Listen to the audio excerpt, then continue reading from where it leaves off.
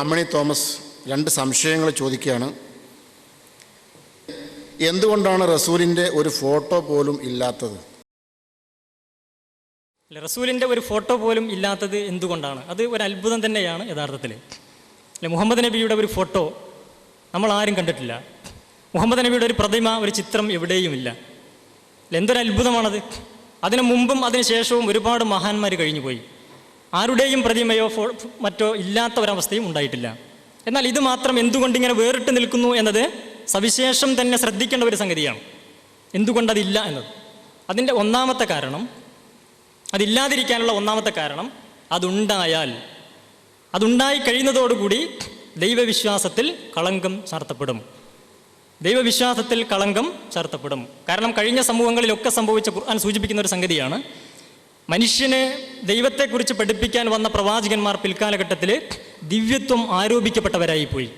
അല്ലെ, അവരുടെ പ്രതിമകളോ അല്ലെങ്കിൽ ചിത്രങ്ങളോ മറ്റും വരുന്നതോടുകൂടി, അതിനോടുള്ള ഒരു ആദരവ് വരുന്നതോടുകൂടി അല്ലെ, ആശയങ്ങൾ മരിക്കുകയും വിഗ്രഹങ്ങൾ രൂപപ്പെടുകയും ചെയ്യാം. ഇല്ല, വിഗ്രഹം രൂപപ്പെടുമ്പോൾ ആശയം മരിക്കുന്നു, ആശയം മരിക്കുമ്പോൾ വിഗ്രഹം ജനിക്കുന്നു.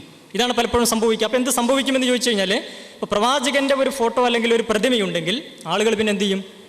ആ ഫോട്ടോ വെച്ച്, ആ പ്രതിമ വെച്ച് അവിടെ അതിനെ ചുറ്റിപ്പറ്റി ആരാധനകളും മറ്റും രൂപപ്പെടുത്തുക എന്നതാണ് സംഭവിക്കുക. അതോടുകൂടി എന്ത് സംഭവിക്കും?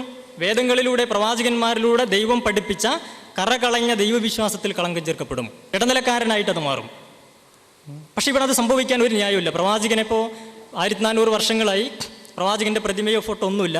മാത്രമല്ല, അദ്ദേഹത്തെ ആരും ആരാധിക്കുന്നുമില്ല.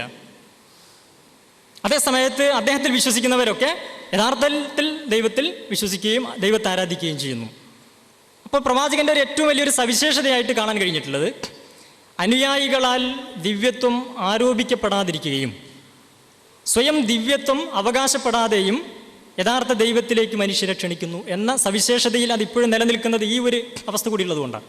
ഈ 3 കാര്യങ്ങൾ, ഒന്ന് സ്വയം ദിവ്യത്വം അവകാശപ്പെടാതിരിക്കുക, മറ്റൊന്ന് അനുയായികളാൽ ദിവ്യത്വം ആരോപിക്കപ്പെടാതിരിക്കുക, എന്ന് മാത്രമല്ല ദൈവത്തിലേക്ക് വിളിക്കുക. ഈ 3 കാര്യങ്ങളും ഒത്തുചേർന്ന വേറെ ഒരു സൃഷ്ടിയും ഇല്ല എന്നാണ് എൻ്റെ ഒരു പഠനത്തിൽ നിന്ന് മനസ്സിലായിട്ടുള്ളത്.